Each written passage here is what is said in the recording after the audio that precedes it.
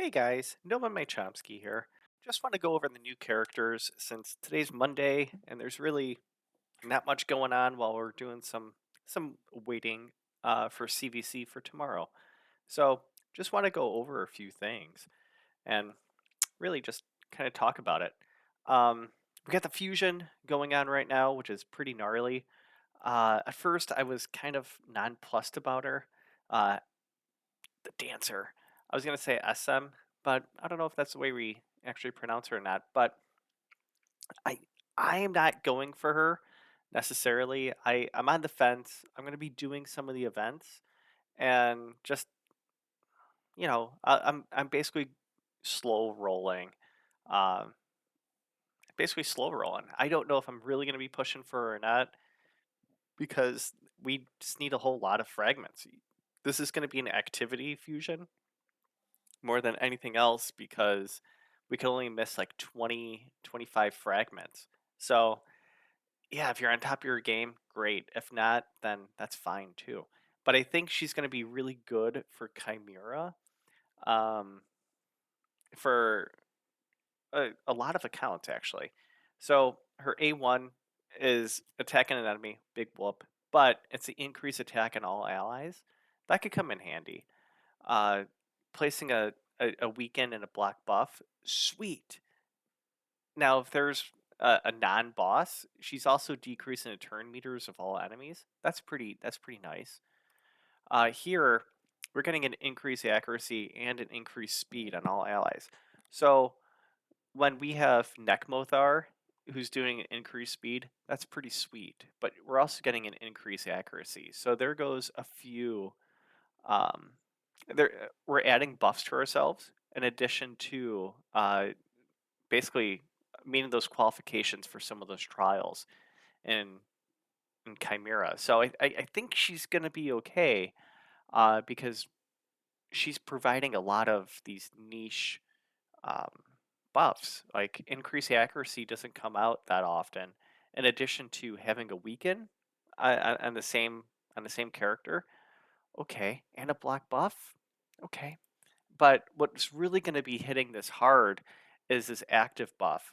Is that whenever she is hit, she increases the turn meter of the ally with the highest attack. Um,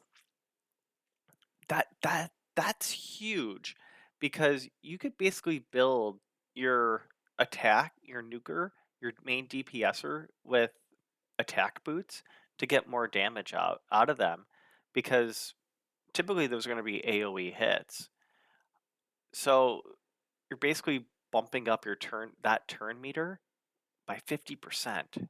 That that's gnarly. And yeah, it's only one turn, but that's pretty big, man. I'm not opposed to that. Whatever, that's fine. 19%, big whoop. But I think I'm taking a break on it. I am resource poor. Uh, I am I am not there. Even though there's only one champ chase in this calendar for her, still not doing it. Um, it's rough. It is rough. But if you're going to be going for her, I think she's a good champ. I would put her at a B, B plus, thinking just for Chimera and other rotations because they gotta be mixing that around.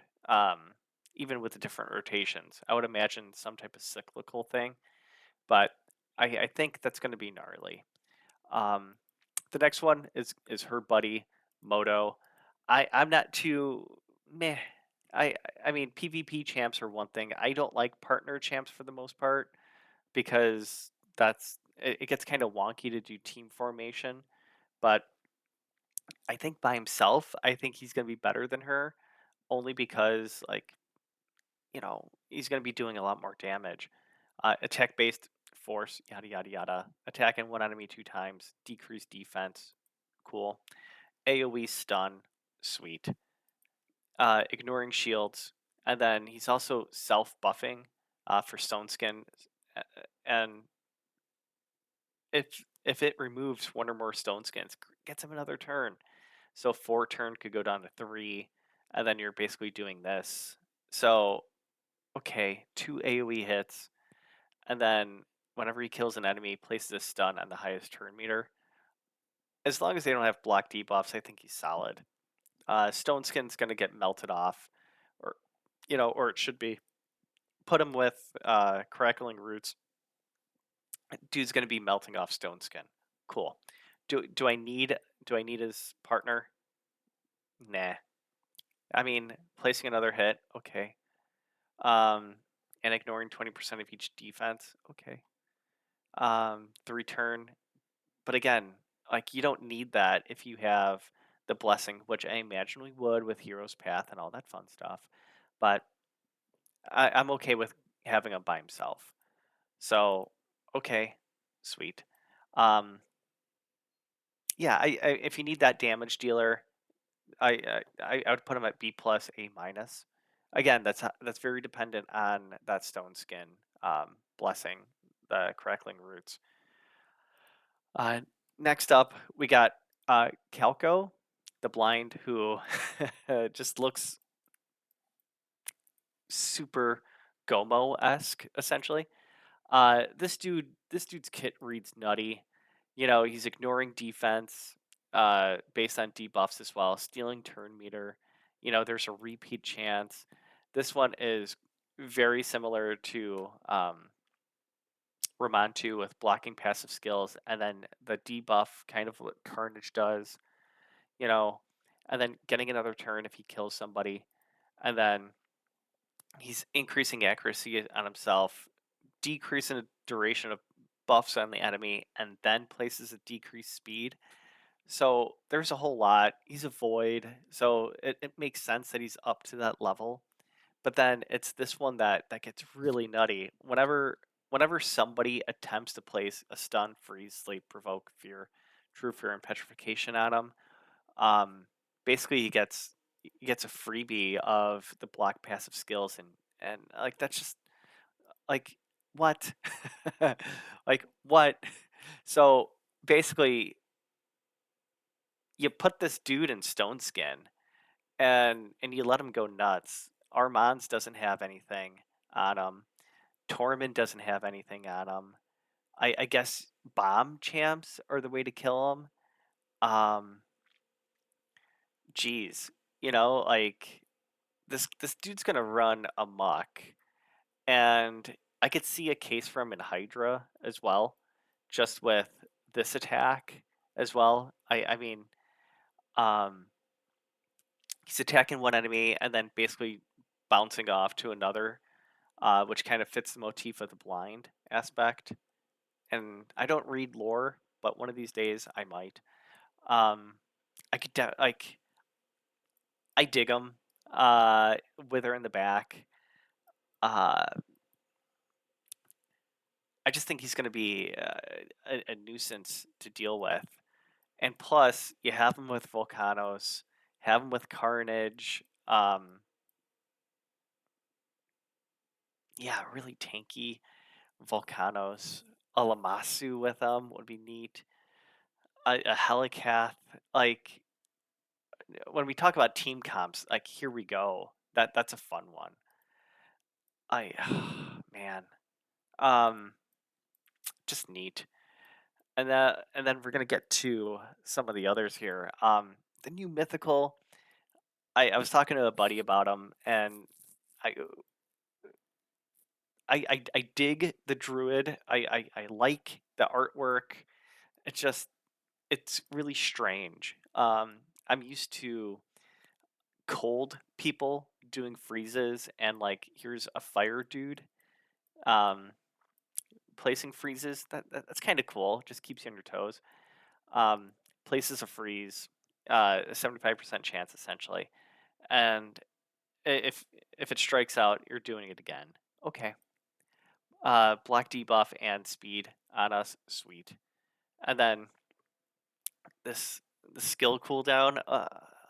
Man. All right, all right. And it's a dwarf, so that's not too common. And then he's doing a freeze and a speed. So, all right, first form, I'm giving it a B. I'm just like, all right, if there's somebody with a block debuffs out there with pinpoint. Is this really doing anything? So it's kind of like if they're all clean, then it's fine. Um, okay. That little torment thing of, if he receives a debuff, like I enjoy these mechanics because it's a freebie.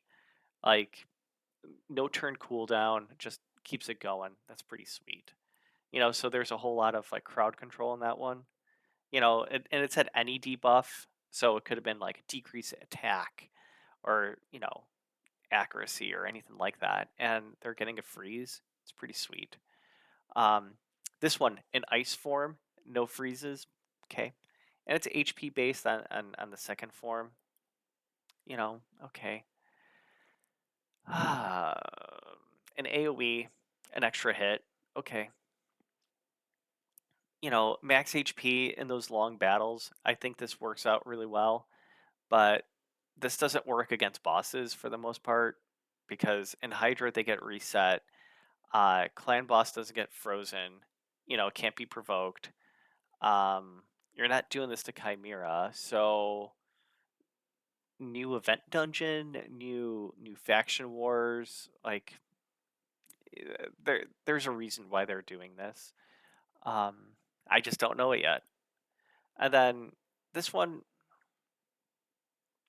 okay, the block revive is cool, but like you're basically going from form 1 of placing a freeze, okay, and then you have that extra turn, so you're going into HP based here, and then you're gonna get a solo hit to kill them based on HP. So that's it's always hard to like get better uh to get better damage out of an HP champ, but okay. So I'm expecting middling damage. And then he counterattacks with Rim Cleave, which is this one. So built-in counterattack whenever Crixia comes in or Warlord kicks in and tries to increase the cooldown. Okay, I'll go with it. Um, really, I enjoy passives, but altogether, I'd say B plus. Like has a whole lot of like he's a nuisance, and I think that's cool. I like that. I think it'd be cooler if he was maybe defense based on this one. So this way it's very complementary with HP. But that that's just wanting more, and that's me being greedy with that. Um, we got a new Shadowkin kicking in here. Um, Arashi attacking one enemy 2 times. Okay, cool. Stealing a random buff is if he's under a veil or perfect veil. Cool. A sea assassin essentially ignores 25%. He ignores stone skin if he is under veil. Uh,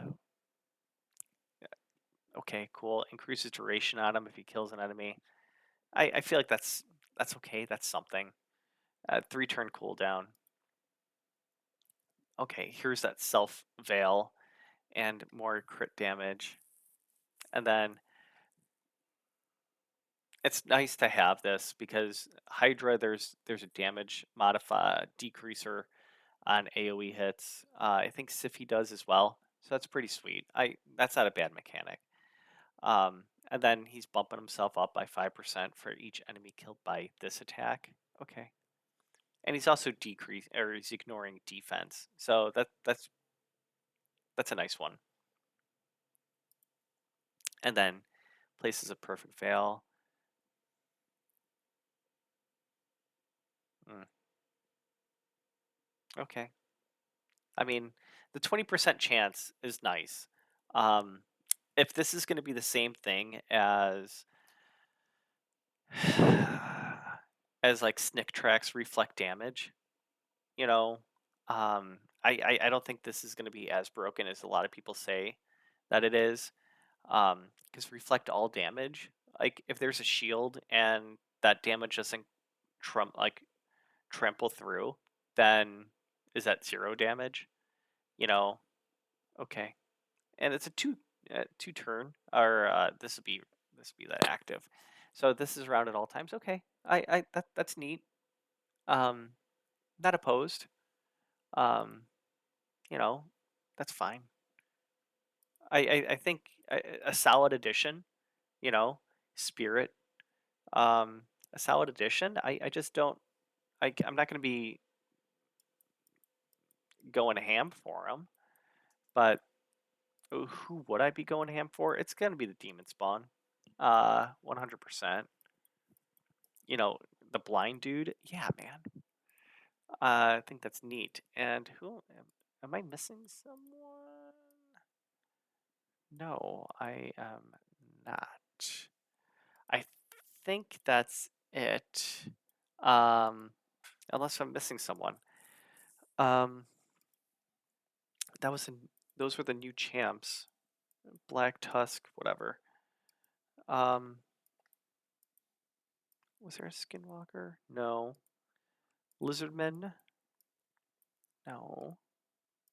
Not a new orc. Bells I need to pull. Barbarian, we got the Dancer. There's no new Sacred Order. No new High Elf, which, by the way, to be really cool if I got either of you. Bannerlord? No. Okay. I think that's it. This was a really awkward ending. Uh, but yeah, I think I don't think the Dancer is as bad as a lot of people think she is. I think she's a good support if you need those buffs. I think she's going to unlock a few things, but for you to go resource depletion to get her would be a bad move, especially when the prevailing thoughts are that in the next month, the next fusion, the anniversary fusion should be a lot better. Like, yeah, I would hold off as much as I can, but with that said, I wouldn't mind more fragments for others, to eventually use to get mod fragments maybe or other things. So if I'm going to be doing the events as they are. Not going to be burning too many gems because that's pointless. Just going to be playing the game. That's it. And if I get close, I get close. If not, then you know chances are she'll come through. But I like my suggestion would just be play the game, have fun with it. I think for Chimera, I think she'd be a big boost. But you know, every team's going to be a little bit different. So I'm not giving you a direct path. I've just talked in circles there. But yeah, that's essentially it. Yeah. Thanks for watching, and hope to see you on my stream on Twitch in the mornings. Take care. Bye bye.